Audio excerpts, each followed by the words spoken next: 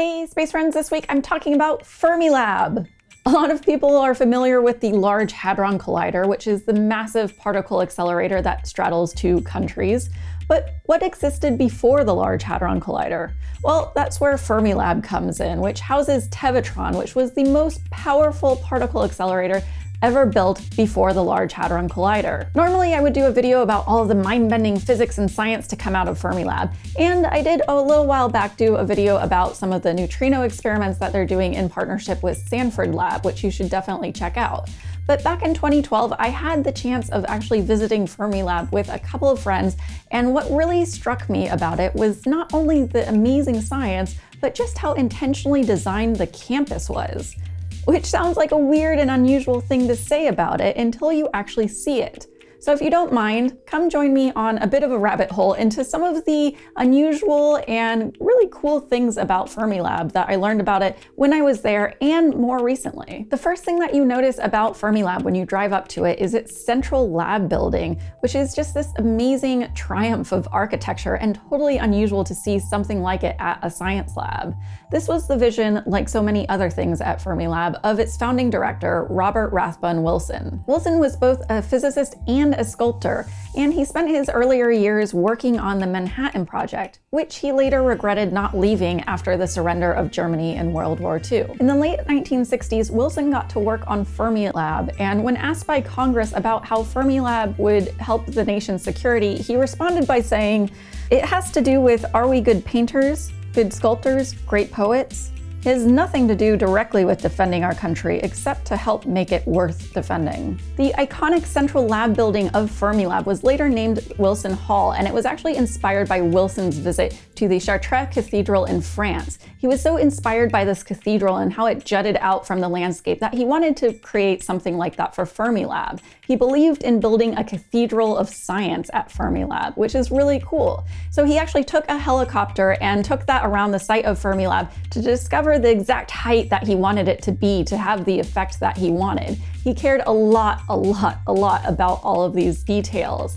And also he believed that research labs should be cultural centers for both the community and the nation at large. What Wilson Hall eventually became, architecturally speaking, was kind of a merging of the Beauvais Cathedral in France, combined with brutalism and inspiration from the Ford Building's atrium in New York City. It all combined to make this absolutely beautiful, unique building that is at the site of Fermilab and just incredibly iconic to Fermilab itself. In addition to the magnificence of Wilson Hall, there are tons of metal sculptures scattered throughout the Fermilab campus, and a lot of them represent different mathematical concepts and forms, and they're incredibly beautiful, and the majority of them are of Wilson's making. Upon entering Fermilab, I was greeted by a 42,000-pound metal archway called Broken Symmetry. This was created by Wilson himself, and it's an archway where if you stand directly beneath it, it's symmetrical, but from nearly every other angle, it's asymmetrical. There's also more beautiful metal sculptures that Wilson created on the campus, like the Mobius strip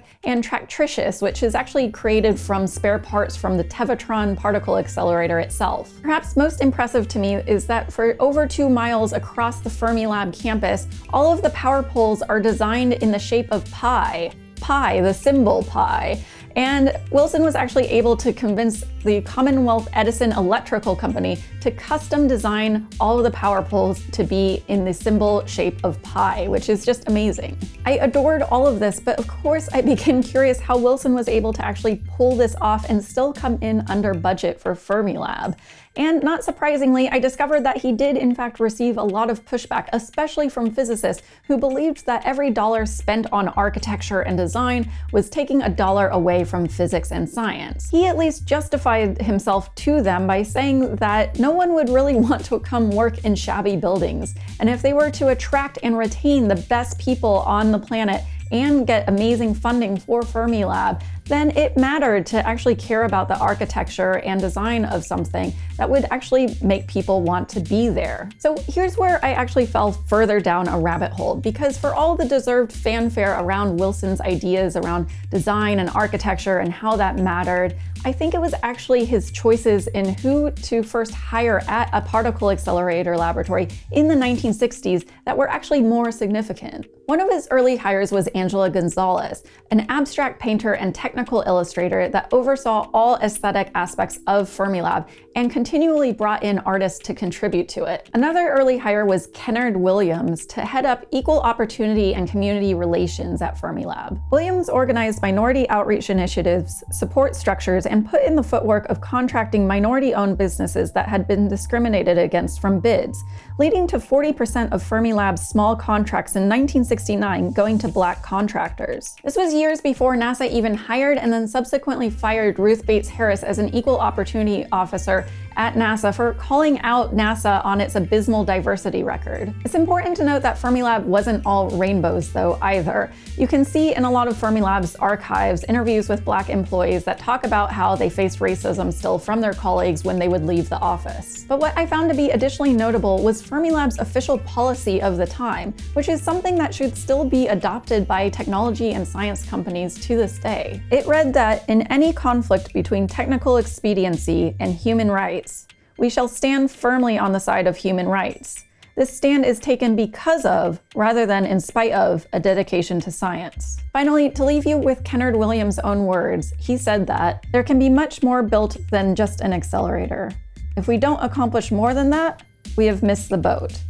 Thanks so much for joining me on my rabbit hole this week. As always, I will put links to all of this stuff in the YouTube description below that you should definitely check out.